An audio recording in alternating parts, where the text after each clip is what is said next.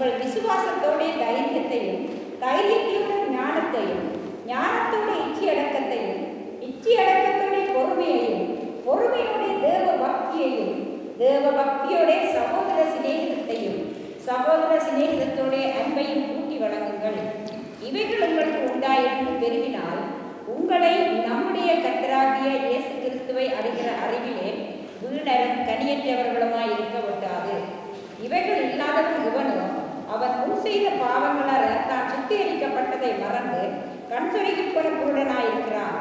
ஆகையால் சகோதரரே, உங்கள் அழைப்பையும் தெரிந்து கொள்ளுதலையும் உறுதியாக்கும்படி ஜாக்கிரதையாயிருங்கள். இவைகளை செய்தால் நீங்கள் ஒரு காலம் இடறி விடுவதில்லை. ஆமென். ஆமென். இவைகளை செய்தால் நீங்கள் ஒரு காலம் இடறி விழுவதில்லை. இந்த வருடம் ஆண்டவர் ஆவியானவர் எங்களுக்கு தந்த வார்த்தைகளுக்காக நான் ஆண்டவரை சோஸ்தரிக்கிறேன். ஒரு நல்ல எதிர்பார்ப்போடு தேவனுடைய சன்னிதானத்திலே நின்று நாம் இந்த நாளை அவருடைய ஆசீர்வாதத்தோடும் ஒரு எதிர்பார்ப்போடும் நாம் ஒரு விசுவாசத்தோடும் இந்த இடத்திலே இன்றைக்கு கூடியிருக்கிறோம். ஆமென். அல்லேலூயா. அவரை நம்புகிறவர்களை கடவுள் ஒரு காலமும் இடறிவிழ விடுவதே இல்லை. ஏனென்று சொன்னால் அவர் உண்மையுள்ள தேவன், நல்ல தேவன், வல்ல தேவன். எங்களுக்கு எப்பவும் ஆசீர்வாதத்தை அவர் விரும்புகிற ஒரு ஆண்டவராக இருக்கிறார். அல்லேலூயா. நாம் எத்தனையோ தெய்வங்களை தேடி திரிந்தோம், ஆனால் அவர் எங்களை தேடி வந்த ஒரு தேவன். ஆமென். ஆசீர்வாதங்கள் எல்லாம் உண்மையாகவே இந்த பூமியிலே ஆண்டவர் வைத்துத்தான் போயிருக்கிறார். எல்லா ஆசீர்வாதங்களும் இந்த பூமியிலே நிறைய இருக்கிறது என்பதுதான் உண்மை. ஆனால் அந்த ஆசீர்வாதம் எந்த வழிகளால் சென்று எப்படி அவைகளை பெற வேண்டும் என்பதை இந்த நாளிலே நாங்கள் பார்க்கிறோம். அப்போ முதலாவது, நீங்கள் இந்த வார்த்தையை சரியாய் பார்த்தீர்களானால் இந்த பகுதியை அப்படியே கருத்திலே வைத்திருங்கள். பாருங்க, நாம் எப்படிப்பட்டவர்கள் என்பதை இந்த வசனங்கள் எங்களுக்கு அழகாக வர்ணிக்கிறது. நாம் எப்படிப்பட்டவர்கள், கடவுள் எப்படிப்பட்டவர், நாம் என்ன செய்ய வேண்டும், நாம் என்ன செய்தால் எப்படி ஒரு காலம் இடறி விழாமல் வாழ முடியும் இல்லையா? வாழ்க்கையில் நாம் வாழுகிற உலகத்தில் நாங்கள் பார்க்கிறோம், இடறி விழுகிறதற்கு நிறைய காரியங்கள் இந்த உலகத்தில் இருக்கிறது. ஆமென். இன்னும் வருகிற காலங்கள் மிக கடுமையானதும் நெருக்கமான காலத்துக்குள்ளே நாங்கள் போய்கொண்டிருக்கின்றோம். உலகத்தில் நடக்கிற காரியங்கள் நீங்கள் இங்கே செய்திகளில் பார்க்கிறீர்கள். உலகம் இப்போ இருக்கிறதை விட இன்னும் மோசமான நெருக்கமான நிலை, இயற்கை கால நிலைகளில் இருந்து, பொருளாதாரத்தில் இருந்து, மக்களின் குணாதிசயங்களில் இருந்து இன்றைக்கு உலகம் எங்கே போய்கொண்டிருக்கிறது? மிக மோசமான நெருக்கமுள்ள ஒரு நிலைமைக்குள்ளே போய்கொண்டிருக்கிறது. அருமையானவர்களே, அது குறைந்து போவதில்லை. இது வேதம் எங்களுக்கு தெளிவாக என்ன சொல்லுகிறது, எடுத்து கூறுகிறது. அது ஒரு நாளும் என்ன செய்வதில்லை, குறைந்து போவது இல்லை என்று பார்க்கிறோம். ஆனால் அது கூடிக்கொண்டே போகிறது. இவ்வளவு நெருக்கங்கள், வேதனைகள், இயற்கையழிவுகள், யுத்தங்கள் எல்லாம் இருக்கிற இந்த இடத்துல நாங்கள் பார்க்கிறோம், அந்த ஆண்டவர் தன்னுடையவர்களை பார்த்து சொல்லுகிற காரியம், நீங்கள் ஒரு காலம் இடறி விழுவதில்லை. அப்போ 10வது வசனத்துக்கு வரும் முன்பாக முதல் 9 வசனத்திலே நாங்கள் என்னத்தை வாசித்தோம் என்பதுதான் மிக முக்கியமான காரியம். புரிகிறதா? அருமையானவர்களே, இன்றைக்கு உலகம் முழுக்க அநேக கிறிஸ்தவ ஆலயங்களிலும் விசுவாசிகளிலும் எதிர்பார்ப்பு என்ன? தேவன் எங்களுக்கு முதல் நாளே வாக்குத்தத்தம் கொடுப்பார், அந்த வாக்குத்தத்தத்தை வாழ்க்கையிலே நிறைவேற்றுவார். ஆனால் நாம் எப்படியாலும் வாழலாம், என் மனம் போன போக்கிலே உலகத்திலே எப்படியும் வாழலாம், ஆனால் ஆண்டவர் கொடுத்த வாக்குத்தத்தத்தை நிறைவேற்றுவார் என்று இருந்தால் நாம் நம்முடைய ஆண்டவரை புரிந்து கொள்ள வேண்டிய முறையிலும் விளங்கிக் கொள்ள வேண்டிய விதத்திலும் புரிந்து கொள்ளவும் விளங்கவில்லை என்பதுதான் முக்கியம். அதற்காகத்தான் சபையிலே நான் கண்ட மாதிரி வாக்குத்தத்தம் என்று கொடுப்பதில்லை. ஆனால் என்ன வாக்குத்தத்தங்கள் இருக்கிறது, அந்த வாக்குத்தத்தங்களை அடைவதற்கேற்ற வழிகளைத்தான் உங்களுக்கு போதிக்கிறோம்.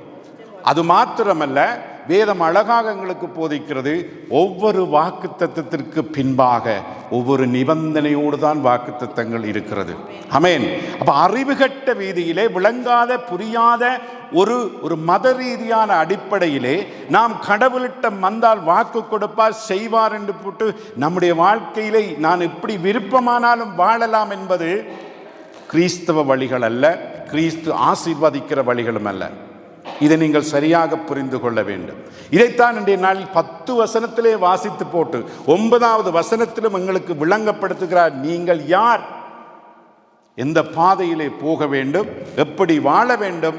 10வது வசனத்திலே சொல்லுகிறார், இப்படி செய்தால் நீங்கள் ஒரு நாளும் இடறி விழுவதில்லை. பொருளாதாரத்தில் இடறுவதில்லை, வியாதியிலே இடறுவதில்லை, பிசாசிலே இடறுவதில்லை, பொல்லாத மனுஷர்கள் இடறுவதில்லை. அருமையானவர்களே, பற்றாக்குறையிலே இடறி போவது இல்லை. எதிலையும் வாழ்க்கையிலே இடறி போகாத ஒரு வாழ்வை இந்த 2025ஆம் ஆண்டு ஆண்டவர் நமக்கு தர வேண்டுமாக இருந்தால், நாம் இந்த 9 வசனங்களிலும் தேவன் எங்களுக்கு என்னத்தை சொல்லுகிறாரோ அதன்படி கைப்பற்றும் போது நீயும் உன் குடும்பமும் இடறி விழுவதில்லை. இதுதான் வாக்குத்தத்தம். அல்லேலூயா. இதுதான் சத்தியம் நமக்கு போதிக்கின்ற காரியம். இதுதான் உண்மையாக ஆவியானவர் எங்களுக்கு போதிக்கிறது.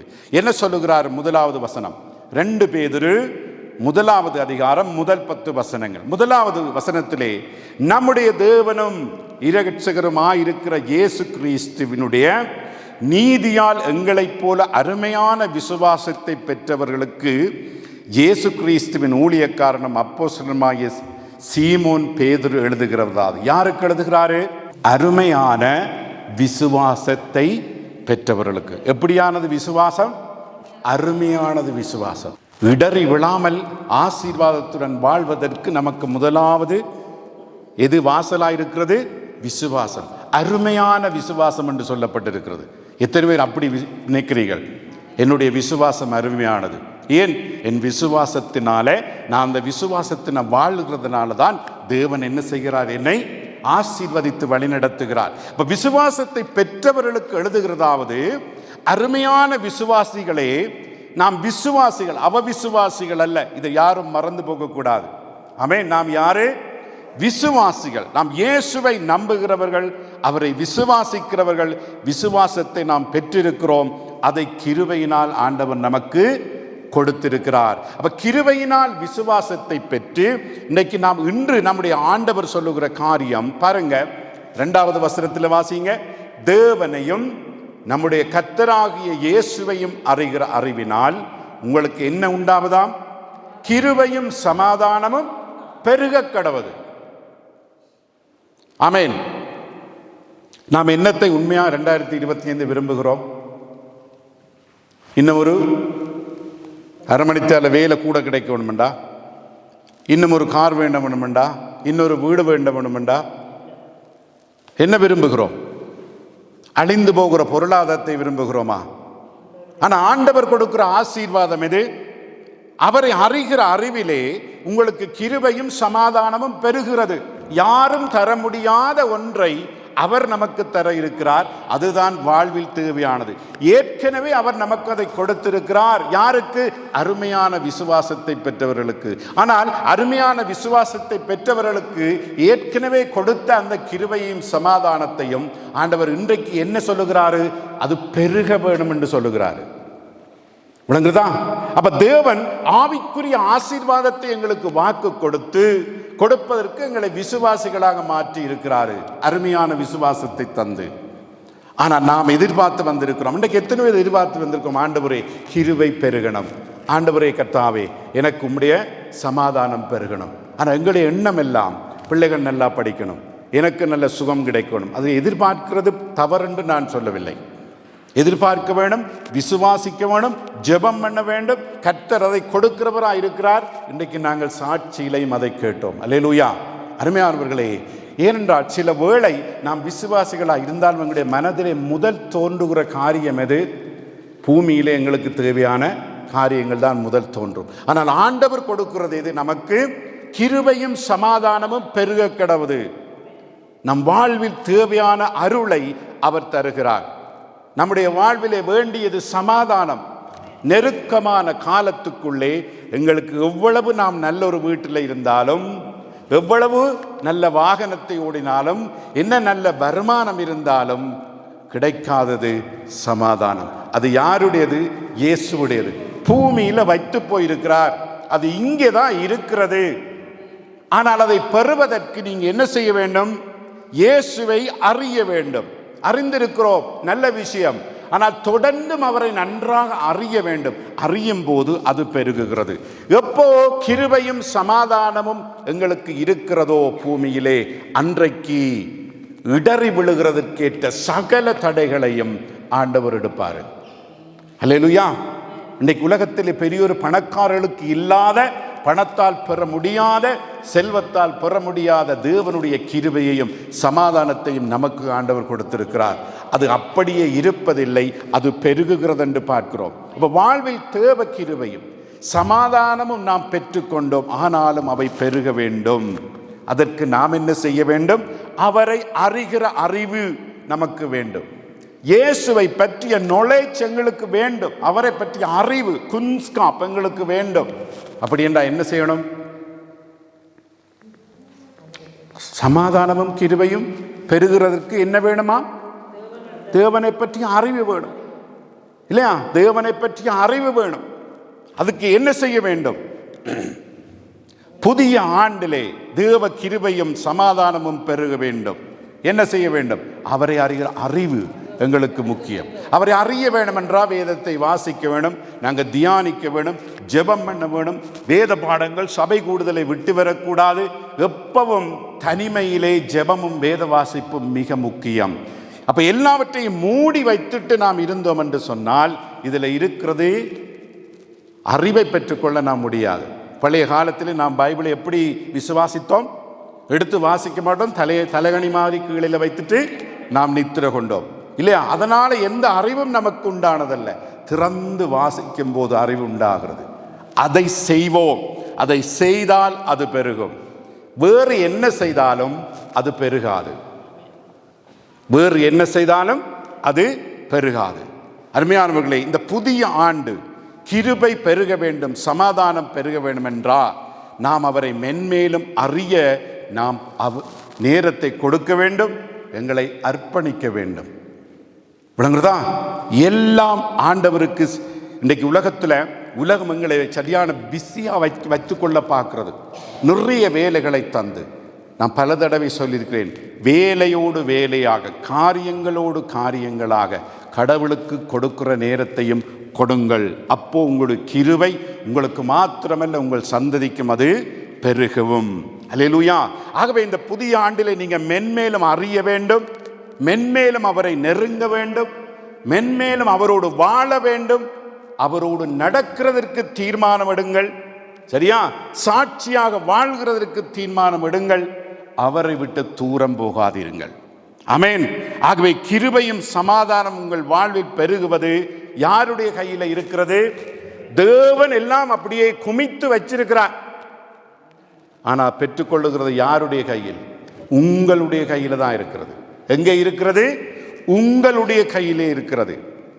3வது வசனம், தம்முடைய மகிமையினாலும் காருண்யத்தினாலும் நம்மை அழைத்தவரை. எப்படி நாம் அழைத்தார்? அவருடைய மகிமையினாலும் அவருடைய அன்பினாலும் எங்களை அழைத்தார். எத்தனை பேர் உண்மையாக விசுவாசிக்கிற நான் கர்த்தர் என்னை அழைத்திருக்கிறார்? உலகத்தில் இவ்வளவு கோடி மக்கள் இருக்கும்போது இந்த வீட்டில் தேவன் என்னை அழைத்திருக்கிறார். எத்தனை பேர் உண்மையாக விசுவாசம்? அதான் அருமையான விசுவாசம். எத்தனை பேர் உங்கள் உள்ளத்தில் சொல்றீங்க, ஆண்டவர் என்னை அழைத்திருக்கிறார்? இது பெரிய ஒரு ஆசீர்வாதத்தை உங்களுக்கு கொண்டு வரும். ஆமென்.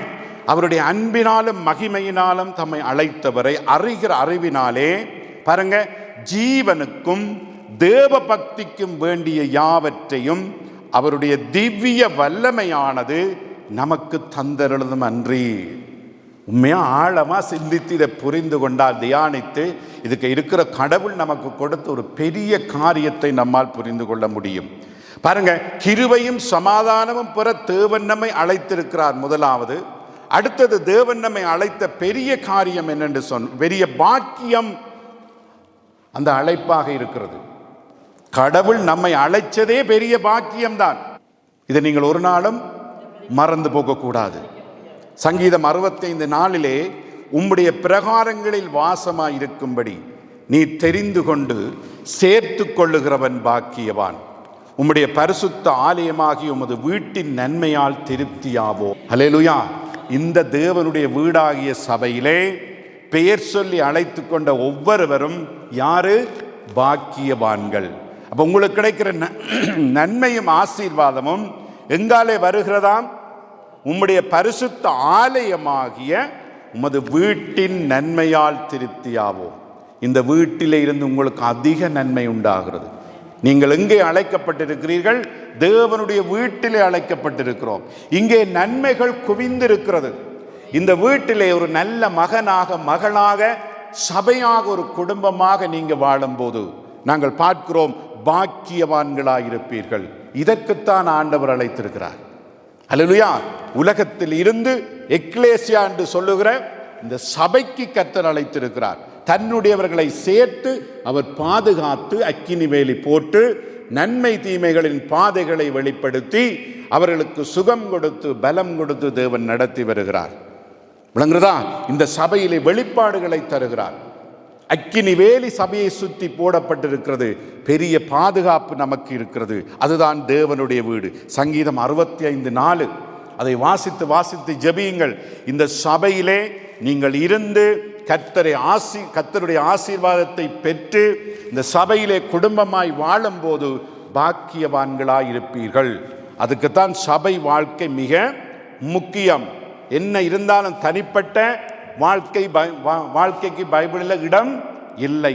சபை சபை சபை. ஆகவேதான் இயேசு கிறிஸ்து சபை இயேசு கிறிஸ்துவினுடைய சரீரமாக இருக்கிறது. அந்த சரீரத்திற்கு அவர் தலையாகவும் இருக்கிறார். ஆமென். அது நாமாக அங்கமாக இருக்கிறோம் என்று பார்க்கிறோம். பாருங்க, மகிமையினாலும் காருண்யத்தினாலும் நம்மை அழைத்திருக்கிறார். முதலாவது, ஆகவே மென்மேலும் அவரை அறியும் போது என்ன உண்டாகிறது? தேவ பக்தியும் பக்திக்கு வேண்டிய யாவற்றையும் அவருடைய திவ்ய வல்லமையானது நமக்கு தருகிறது. அப்ப பாருங்க, இந்த பொல்லாத உலகத்திலே பக்தி என்ன செய்யும்? குறைந்து போகும். வியாதிகள் வர குறைந்து போகும். கஷ்டம் துன்பம் போராட்டம் வர குறைந்து போகும். அப்ப பக்தி குறைந்து போகிற வேளையில தேவ வல்லமை எங்களுக்கு கிரியை செய்கிறது. பாத்தீங்களா? அப்ப கடவுள் நம் விசுவாசிய பிள்ளைகளுக்கு எவ்வளவு அழகா இந்த பூமியில இப்படி நடக்கும் என்று தெரிந்து அவருடைய வல்லமையை தந்து என்ன செய்கிறாரு ஆண்டவர்? பக்தி குறையாமல் பார்க்கிறாரு. பேசி பேசி ஜெபம் பண்ணி பக்தி குறையாமல், அவருடைய வல்லமையினால் பக்தி குறையாமல் ஆண்டவர் பார்க்கிறாரு. இல்லையா?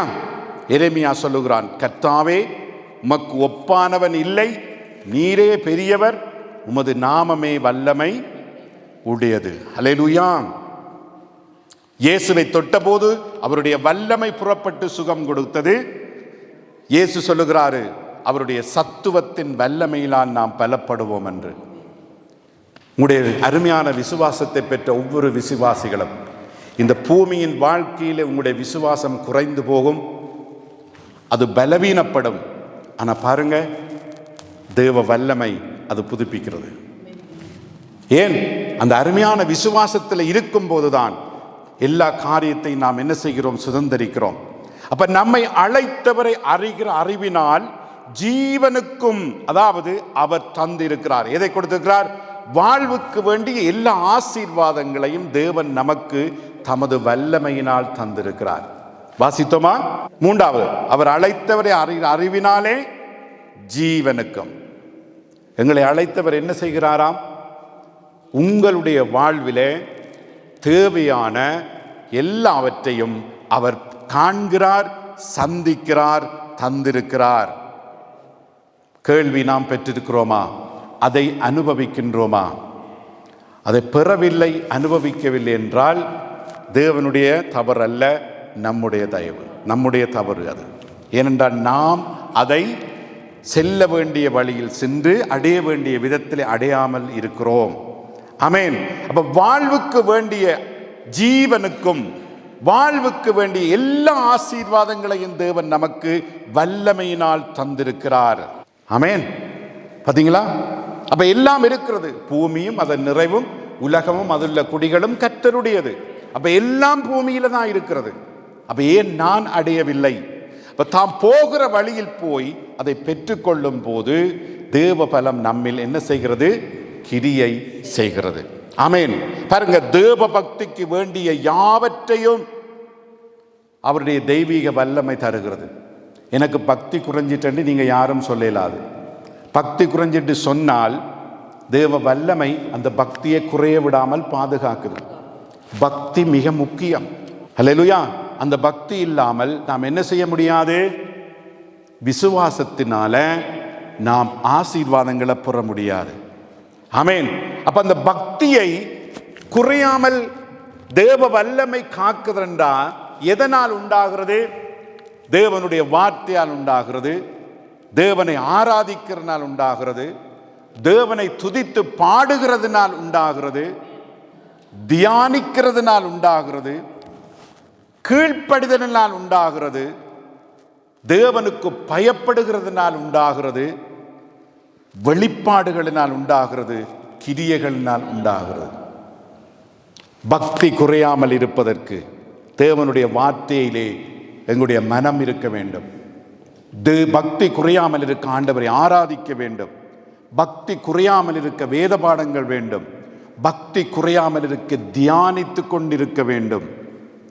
பக்தி குறையாமல் இருக்க கீழ்ப்படிதல் வேண்டும். புரிகிறதா? பக்தி குறையாமல் இருக்க தெய்வ பயம் வேண்டும். வெளிப்பாடுகளை பெற்றுக்கொள்வதற்கு நமக்கு என்ன வேண்டும்? பக்தி வேண்டும். அது குறையாமல் இருக்கணும். அடுத்தது கிரியைகளை செய்து கொண்டிருக்க வேண்டும். புண்ணியம் கிடைக்கிறதுக்காக வேதத்தில் கிரியை செய்கிறதில்லை, தேவனுடைய கரமாய் செய்ய வேண்டும். அது மாத்திரமல்ல அருமையானவர்களே, அவருடைய திவ்ய வல்லமையானது நமக்கு தந்தலிடம் அன்றி வாக்குத்தத்தங்கள் நமக்கு கொடுக்கப்பட்டிருக்கிறது. எத்தனையாவது வசனத்தில் வாசித்தோம்? 3 இல்லையா? அப்ப இச்சையினால் உலகத்தில் உண்டான கேட்டுக்கு தப்பி, கவனமா பாருங்க வசனத்தை, இச்சையினால உலகத்தில் உண்டாயிருக்கிற கேட்டுக்கு தப்பி திவ்ய சுபாவத்திற்கு, அதாவது தெய்வீக சுபாவத்திற்கு பங்குள்ளவர்களாகும் பொருட்டு மகா மேன்மையும் அருமையுமான வாக்குத்தத்தங்களும் அவைகளினாலே நமக்கு அளிக்கப்பட்டிருக்கிறது. பரிசுத்த வாழ்வுடன் தொடர்புடைய சில வாக்குறுதிகளை நினைத்து பாருங்கள். என்ன வாக்குறுதி ஆண்டவர் கொடுத்திருக்கிறார்? பாவத்தின் ஆதிக்கத்தில் இருந்து ஆண்டவர் நம்மை விடுவித்திருக்கிறார். போதுமான கிருபையை கர்த்தர் கொடுத்திருக்கிறார். அவர்களுக்கு அவருடைய கட்டளைகளுக்கு கீழ்ப்படியும்படி ஆண்டவர் வல்லமையை கொடுத்திருக்கிறார். சோதிக்கப்படும் போது ஜெயம் கொள்ள தேவன் என்ன செய்கிறார்? சோதனையின் ஊடாக சென்று ஜெயம் கொள்ள தேவன் தப்பித்துக் கொள்ளும் வழியை நமக்கு கொடுக்கிறார். நம்முடைய பாவங்களை நாம் ஒப்புக்கொள்ளும் போது ஆண்டவர் மன்னிப்பு கொடுக்கிறார். நாம் அவரை கூப்பிடும் போது எங்களுக்கு பதில் கொடுக்கிறார். இவையெல்லாம் வாக்குத்தத்தங்கள். என்ன வாக்குத்தத்தங்கள்? நிபந்தனையோடு கூடிய வாக்குத்தத்தங்கள் பரிசுத்த வேதாகமத்திலே நிறைய இருக்கிறது. சொல்லுகிறேன் திரும்பவுமாக, வாக்குத்தத்தங்கள் நிபந்தனை இல்லாமல் இல்லை. அப்போ இன்றைய நாளில் நாங்கள் வாசித்த வசனம் எங்களுக்கு நிபந்தனையோடு கூடிய வாக்குத்தத்தங்களை எங்களுக்கு கற்றுக் கொடுக்கிறது. அப்போ பாக்கியம் பெற, அதாவது ஆசீர்வாதம் பெற, சந்தோஷமாய் நாம் வாழ, அமைதியாக நாம் வாழ, புது வருடத்திலே ஆசீர்வாதமாகவும் நிம்மதியாகவும் இருக்க நமக்கு வாக்குத்தத்தங்கள். என்ன வாக்குத்தத்தம் பாருங்க, உங்களுக்கு எல்லாம் தெரிந்த வசனங்கள். இதில் நீங்க கவனிக்க வேண்டியது, ஒவ்வொரு வாக்குத்தத்தங்களுக்கு முன்பாகவும் பின்பாகவும் இருக்கிற நிபந்தனைகள். சரியா? பாருங்க, 119 சங்கீதம் 1வது வசனம், கர்த்தருடைய வேதத்தின்படி நடக்கிற உத்தம மார்க்கத்தார் பாக்கியவான்கள். யாரு பாக்கியவான்கள்? வேதத்தின்படி நடக்கிறவன் பாக்கியவான். பாக்கியவான் என்ற ஆசீர்வதிக்கப்பட்டவன். இப்ப வேதத்தின்படி நடக்காட்டில் ஆசீர்வதிக்கப்படுமா? இல்லை. தலையில கை வச்சு நீ நல்ல ஆசீர்வாதமா இருப்பா, 2025 கடவுளுமே ஆசீர்வதிப்பா, நீங்க போறீங்க உங்களோட பாட்டில் வாழுறீங்க, அப்ப நான் சொல்றதெல்லாம் பொய்யா போயிடும். புரிகிறதா? பாருங்க, அவருடைய சாட்சிகளை கை கொண்டு அவரை முழு இருதயத்தோடும் தேடுகிறவர்கள் பாக்கியவான்கள், ஆசீர்வதிக்கப்பட்டவர்கள். யாரு? அவருடைய சாட்சிகளை கை கொண்டு முழு இருதயத்தோடும் ஆண்டவரை தேட வேண்டும். இன்றைக்கு நம்முடைய இருதயத்தை திருட நிறைய காரியங்கள் உலகம் முழுக்க இருக்கிறது. ஆமென். கர்த்தருடைய வேதத்தில் பிரியமாயிருந்து இரவும் பகலும் அவருடைய வேதத்தில் தியானமாயிருக்கிற மனுஷன் பாக்கியவான். இரவும் பகலும் அவருடைய வேதத்தில் பிரியமாய் தியானிக்கிறவன் ஆசீர்வதிக்கப்பட்டவன். சங்கீதம் 112 அல்லேலூயா, கர்த்தருக்கு பயந்து அவருடைய கட்டளைகளில் மிகவும் பிரியமாயிருக்கிற மனுஷன் பாக்கியவான். எத்தனை பேர் ஆண்டவருக்கு பயப்படுகிறோம்? எத்தனை பேர் ஆண்டவருக்கு பயப்படுகிறோம்? என்னத்தை சொல்லுகிறோம்? யார் ஆசீர்வதிக்கப்படுகிறான்? ஆண்டவருக்கு பயப்படுகிறவன் தான் ஆசீர்வதிக்கப்படுகிறான், இல்லையா? சங்கீதம் 84:5, உம்மிலே பலன் கொள்ளுகிறவன் மனுஷனும் தங்கள் இருதயங்களில் செவ்வையான வழிகளில் கொண்டிருக்கிறவரிடம் பாக்கியவான். யாரு? ஆண்டவரில் பலப்படுகிறவனும் தங்கள் சொந்த பலம், சொந்த செல்வாக்கு, பணங்கள், சொந்த புத்தி, சொந்த காரியம் எல்லாத்தையும் விட்டு அவரில் பலன் கொள்ளுகிறவனும் தங்கள் இருதயங்களில் செவ்வையான வழிகளை கொண்டிருக்கிறவரும் பாக்கியவான்கள். ஆண்டவர் ஆசீர்வதிக்க வேண்டுமா? உங்களை என்ன செய்ய வேண்டும்? உங்களுடைய வாழ்க்கை பாதைகள் செவ்வையானதா இருக்க வேண்டும். ஆமென். ஆண்டவரில் பலன் கொள்ள வேண்டும். அப்ப கர்த்தர் உங்களை ஆசீர்வதிக்கிறார். 84 சங்கீதம் 12 சேனைகளின் கர்த்தாவே உம்மை நம்பி இருக்கிற மனுஷன் பாக்கியவான். எத்தனை பேர் ஆண்டவரை முழுமையா நம்பி இருக்கிறோம்? எதுக்கும் கர்த்தரை நம்பி இருந்தால் உங்களுக்கு ஆசீர்வாதம். பாருங்க, இன்னொரு ஆசீர்வாதம், சிறுமைப்பட்டவன் மேல் சிந்தையுள்ளவன் பாக்கியவான். சிறுமைப்பட்ட எத்தனை பேர் ஏழைகளை நினைக்கிறோம், குறைவானவர்களை நினைக்கிறோம், இல்லாதவர்களை நினைக்கிறோம். நினைத்தால் நீ ஆசீர்வதிக்கப்படுவாய். சங்கீதம் 106 நியாயத்தை கை கொள்ளுகிறவனும் எக்காலத்திலும் நீதியை செய்கிறவர்களும் பாக்கியவான்கள். யார் ஆசீர்வதிக்கப்படுகிறானாம்? அநீதியாக நடக்கிறவன் அல்ல, நீதியோடு வாழ்கிறவர்களும் அநியாயம் செய்யாமல் இருக்கிறவர்களும் கடவுளால் ஆசீர்வதிக்கப்படுகிறார்கள். இதுதான் ஆசீர்வாதத்தின் வழி. விளங்குறதா? சங்கீதம் 121 கர்த்தருக்கு பயந்து அவர் வழிகளில் நடக்கிறவர். உங்களுடைய சொந்த வழிகள் அல்ல, கர்த்தருடைய வழிகளில் நடந்தால் உங்களுக்கு ஆசீர்வாதம். ஆமென். உங்களுக்கு ஆசீர்வாதம். பாருங்க, நீதிமொழிகள் 27 நீதிமான் தன் உத்தமத்திலே நடக்கிறான், அவனுக்கு பிறகு அவன் பிள்ளைகளும் ஆசீர்வதிக்கப்படுவார்கள். விளங்குறதா? குடும்பமா இருக்கிறீர்கள், உங்கள் பிள்ளைகள் ஆசீர்வதிக்கப்பட வேண்டுமா? நீங்க என்ன செய்ய வேண்டும்? நீங்க உத்தமத்திலே நடக்க வேண்டும். அப்பதான் பிள்ளைகள் ஆசீர்வதிக்கப்படுவார்கள். நீங்கள் அநீதியில் நடந்தா உங்களுடைய பிள்ளைகளை தேவன் ஆசீர்வதிப்பாரா? இல்லை. அப்ப உங்களுடைய பிள்ளைகள் ஆசீர்வதிக்கப்பட வேண்டும் என்றால் ஆண்டவர் என்ன நிபந்தனையை உங்களுக்கு போடுகிறார்? முதல் நீங்கள் அப்படி வாழ வேண்டும். சரியா? எப்பொழுதும் பயந்திருக்கிறவன் பாக்கியவான், தன் இருதயத்தை கடினப்படுத்துகிறவனோ தீங்கில் விழுவான். எப்பொழுதும் ஆண்டவருக்கு பயப்படுங்க, பெரிய ஆசீர்வாதத்தை பெறுவீங்க. கடவுளுக்கு பயந்து நீதி, உண்மை, சத்திய வழிகளிலே நாம் எப்பவும் பயத்தோடும் நடுக்கத்தோடும் கர்த்தருக்கு நாம் வாழ்கிற ஒரு வாழ்வு, ஒரு நிபந்தனை. எதற்கு? ஆசீர்வாதத்துக்கு. வேதம் திட்ட தெளிவாக நமக்கு போதிக்கிறது. ஆமென். அல்லேலூயா. இன்னும் நிறைய வசனங்கள் இருக்கிறது அருமையானவர்களே. ஆனாலும் 1-2 சொல்லுவோம். நான் பார்க்கிறேன். சங்கீதம் 34 கர்த்தருடைய பரிசுத்தவான்களை அவருக்கு பயந்திருங்கள், அவருக்கு பயந்தவர்களுக்கு குறைவில்லை. என்ன இல்லையா? குறைவில்லை. இயேசுவுக்கு பயந்தவர்களுக்கு குறைவில்லை. அப்ப பயப்படாமல் நாம் ஆசீர்வதிக்கப்பட மாட்டோம். சிங்கக்குட்டிகள் தாட்சியடைந்து பட்டினியாயிருக்கும், ஆனால் கர்த்தரை தேடுகிறவர்களுக்கு ஒரு நன்மையும் குறைவுபடாது. 34 சங்கீதம் 10 ஆண்டவரை தேடும் போது ஒரு நன்மையும் குறைவதில்லை. ஆனால் எங்களுக்கு நன்மைகள் வேண்டும். ஆண்டவரை தேடாமல் நாம் இருந்தால் நன்மைகள் வந்து சேருமா? இல்லை. அந்த நன்மைகளை நீங்க தான் உங்களுடைய பலத்தால நீங்க அடைய வேண்டி இருக்கும். விளங்குறதா? கர்த்தரை தேடுகிறவர்கள் அவருக்கு பயந்து இருக்கிறது அவருக்கு பயப்படும் போது குறைவுகள் இல்லாம போகிறது. சரியா? அவரை நாங்கள் தேடும் போது ஆண்டவர் எல்லா குறைவுகளையும் நிறைவாக்குகிறார். அப்ப என்ன முடிவு எடுக்க வேணும் 2025? கர்த்தாவே, இந்த காரியத்துல என்ன, என் குடும்பத்தை, என் பிள்ளைகளை, எனக்கு வியாதி, அது வேணும் இது வேணும் என்பதை விட இவை எல்லாவற்றையும் அடைவதற்கு இந்த நிபந்தனைகளின்படி நாம் வாழ்ந்தால் கர்த்தர் அவர்களை ஆசீர்வதிப்பார். ஆமென். அதுதான் ஆண்டவருடைய வழி, வேறு வழிகள் இல்லை. ஆமென். சங்கீதம் 84:11 கர்த்தர் கிருபையும் மகிமையை அருளுகிறாராம். யாரு? உத்தமமாய் நடக்கிறவர்களுக்கு நன்மையை வழங்காது இரார். உத்தமமாய் நடக்கிறவர்களுக்கு நன்மையை வழங்காது இருக்க மாட்டார். நிச்சயமா நன்மையை கொடுப்பார், நிச்சயமாக தருவார். மனுஷனை போல ஆண்டவர் பொய் சொல்லுகிறவர் அல்ல. விளங்குறதா? ஆகவே என்ன செய்ய வேண்டும்? உத்தமமாய் நடவுங்கள்.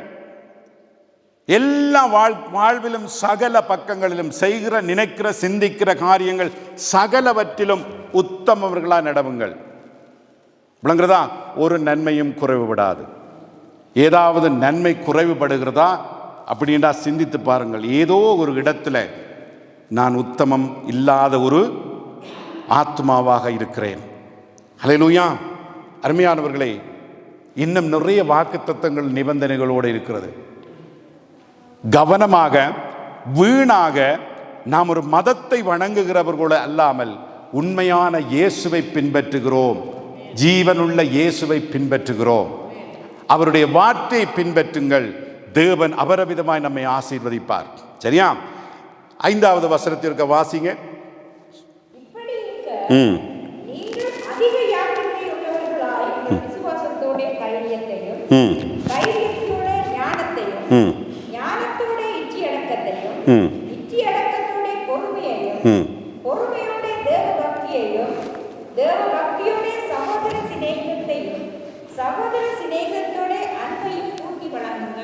மூன்று வசனம் வாசித்தோம், 7 மட்டும். சரியா? ஜாக்கிரதையாயிருங்கள். எதற்கு ஜாக்கிரதையா இருக்க வேண்டும்? விசுவாசத்தில் தைரியம், தைரியத்தோட ஞானம், ஞானத்தோட இச்சையடக்கம், இச்சையடக்கத்தோட பொறுமை, பொறுமையோட தேவ பக்தி, தேவ பக்தியோட சகோதர சிநேகம், சகோதர சிநேகத்தோட அன்பை கூட்டி வழங்குங்கள். வழங்குங்கள் என்றால் அதுக்கு உண்மையான அர்த்தம் வளர்த்து கொள்ளுங்கள். அதான் நீங்கள் இங்கிலீஷில் அல்லது நொஸ்கில் பார்த்தா சரியான டிரான்ஸ்லேஷனாக இருக்கும். சரியா? எப்படி இருக்க? இப்படி இருக்குன்னு தொடங்குது. இந்த ஆசீர்வாதங்கள் உங்களுக்கு வாக்குத்தத்தமாய் கொடுக்கப்பட்டிருக்கிறது. யாருக்கு? விசுவாச பிள்ளைகளுக்கு, அருமையான விசுவாசத்தை பெற்ற உங்களுக்கு.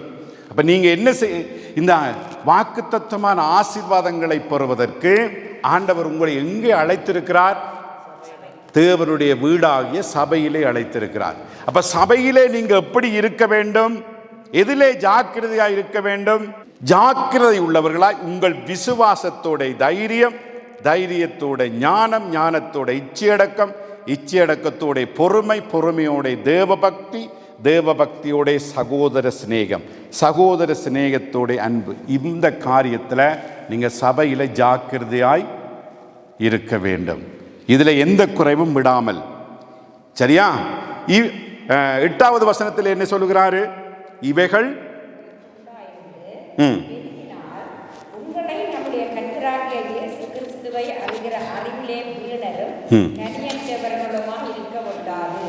பாத்தீங்களா? இவ்வளவையும் நீங்க ஜாக்கிரதையாய் பின்பற்றினால் கனி கொடுக்கிறவர்களாகத்தான் இருப்பீர்கள். கனியற்றவர்களாய் இருக்க உங்களை வச்சிருக்க மாட்டாது. ஆமென். இவைகள் உண்டாயிருந்து பெருகினால், விசுவாசத்தில் பெருக வேண்டும், தைரியத்தில் பலப்பட வேண்டும், ஞானத்தில் பெருக வேண்டும், இச்சையடக்கத்தில் பலப்பட வேண்டும், பொறுமையில் நாம் பலப்பட வேண்டும், தேவ பக்தியில் விருத்தி அடைய வேண்டும், சகோதர சிநேகத்திலும் நாம் என்ன செய்ய வேண்டும்? பலப்பட வேண்டும். இல்லையா? இவைகள் உங்களுக்கு உண்டாயிருந்து பெருகினால் உங்களை கர்த்தராகிய இயேசு கிறிஸ்துவை அறிகிற அறிவினாலே வீணரும் கனியற்றவர்களுமாய் இருக்க ஒட்டாது என்று பார்க்கிறோம். பாருங்க, இந்த பாதையில் முன்னோக்கி நகர வேண்டும் என்று விரும்புகிறார் ஆண்டவர். இவ்வளவு காரியத்திலும் நீங்க முன்னோக்கி நகர வேண்டும். இப்ப முன்னோக்கி நகராவிட்டால் என்ன நடக்கும்? பின்னோக்கி போயிடுவோம். முன்னோக்கி நகராவிட்டால் பின்னோக்கி போயிடுவோம். அப்ப கிறிஸ்துவின் குணாதிசயத்தில் நீங்க வளர வேண்டும். அதான் இதோட உண்மையான அர்த்தமாக இருக்கிறது. அப்படி வளராவிட்டால் பின்னோக்கி போவீங்க. ஒரு மலட்டுத்தன்மை வந்துடும், ஒரு பலனற்ற தன்மை வந்துடும், ஒரு குருட்டுத்தன்மை வந்துடும், ஒரு குறுகிய பார்வை உங்களுக்கு வந்துடும். பக்தி குறைந்து போடும், விசுவாசத்திலும் நாங்கள் குறைந்திடுவோம். சரியோ? இப்ப கடவுளோடு இணைந்து வாழும் வாழ்க்கை மட்டுமே உண்மையில் ஒரு பயனுள்ளதா இருக்கும். எப்பவும் ஆண்டவரோடு இணைந்து வாழ்கிற வாழ்க்கை, தேவனோடு நடக்கிற வாழ்க்கை, அதுதான் முக்கியமானது. அப்ப பரிசுத்த ஆவியானவர் அவர் வழிகாட்டுதல் நம்முடைய அந்த செயலற்ற தன்மையை நீக்கிறோம், எங்களுக்கு பலனை தந்து அது வழி நடத்தும். அப்ப கனி கொடுக்கிறவர்களாய் நாம் இருப்போம். அப்ப கனி கொடுக்கிறவர்களாய் இல்லாமல் இருந்தால் நமக்கு என்ன எச்சரிக்கை கொடுக்கப்படுகிறது? நல்ல கனி கொடாத மரம் எல்லாம் வெட்டுண்டு அக்கினியிலே போடப்படும். நல்ல கனி கொடுக்கிற மரம் வெட்டுண்டு அக்கினியிலே போடப்படுமா? இல்லை.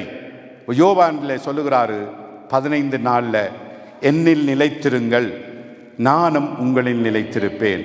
கொடியானது திராட்சை செடியில் நிலைத்திராவிட்டால் அது தானாய் கனி கொடுக்க மாட்டாது போல நீங்களும் என்னில் நிலைத்திராவிட்டால் கனி கொடுக்க மாட்டீர்கள். அப்ப நம்முடைய வாழ்க்கையில் என்ன முடிவெடுக்க வேணும்? கனியற்றவர்களாக இல்லை, கனி கொடுக்கிறவர்களாய். கனி கொடுக்கிறவர்களாய் இருக்க வேண்டும் என்றால் நாம் இயேசு என்ற திராட்சை செடியில கொடிகளாய் நிலைத்திருக்க வேண்டும். விளங்குறதா? ஆமென். அதான் சொன்ன, நானே திராட்சை செடி, நானே திராட்சை செடி, நீங்கள் கொடிகள். ஒருவன் என்னிலும் நான் அவனிலும் நிலைத்திருந்தால் அவன் மிகுந்த கனிகளை கொடுப்பான். என்னை அல்லாமல் உங்களால் ஒன்றும் செய்ய கூடாது என்று பார்க்கிறோம். அவர் இல்லாமல் எங்களால் ஒன்றும் செய்ய முடியாது. அருமையானவர்களே, நீங்கள் செய்ய வேண்டியது இந்த வருடம் என்ன? கர்த்தாவே, இந்த காரியத்தை என்னை ஆசீர்வதி என்பதை விட அவர்களை நிலைத்திருக்க, பக்தியில் பலப்பட, விசுவாசத்தில் பலப்பட, இந்த நிபந்தனைகள் எல்லாம் நிறைவேற்றுகிற மக்களாய், பிள்ளைகளாய் எங்களை மாற்றும் என்று ஜெபம் பண்ணுங்க.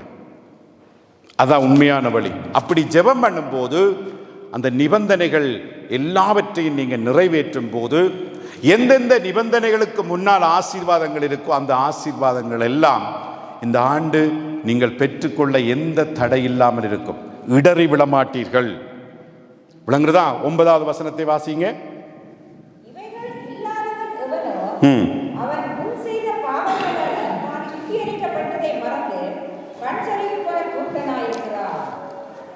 இவ்வளவு நேரம் இந்த 8 வசனத்தில் நீங்க கேட்டது இல்லாமல் இருந்தால் அப்படியான ஒரு விசுவாசியிட நிலை என்ன?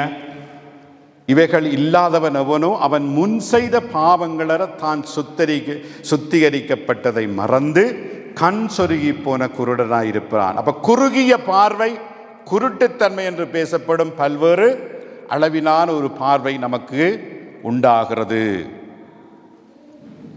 விளங்குறதா? பாவத்துக்கு மன்னிப்பு பெற்றேன் என்றதும் அவனுக்கு இல்லாமல் போயிடும். அந்த அப்படியான மனுஷன் என்னது எதிர்பார்ப்பான்? எதிர்காலத்தை விட நிகழ்காலத்தை தான் எதிர்பார்ப்பான். ஆமென். யாரு?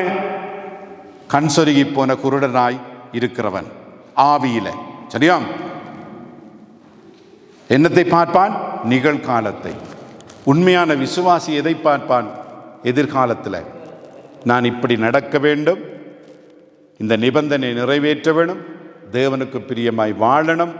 அப்போ எதிர்காலத்தில் தேவன் என்னையும் என் தேவைகளையும் காரியங்களையும் என் சந்ததியையும் பாக்கியவான்களாய் ஆசீர்வதிப்பார். விளங்குறதா? ஆகவே இந்த இடத்துல குருட்டுத்தன்மையை நாம் எடுத்து போட வேண்டும். எந்த குருட்டுத்தன்மை? 8 வசனத்திலும் சொன்ன அவ்வளவு காரியங்களும் உங்கள் வாழ்க்கையில் இல்லை என்று சொன்னால் நீங்க விசுவாசிகள் அல்ல. இதை நீங்கள் உங்களுடைய உள்ளத்தில் எழுதி கொள்ளுங்கள். ஆமென். குருட்டுத்தன்மை நமக்கு எந்த வெளிச்சத்தையும் கொண்டு வராது. விசுவாசத்தின் பாதையால் போகிறதற்கும் எங்களுக்கு முடியாது. ஆமென்.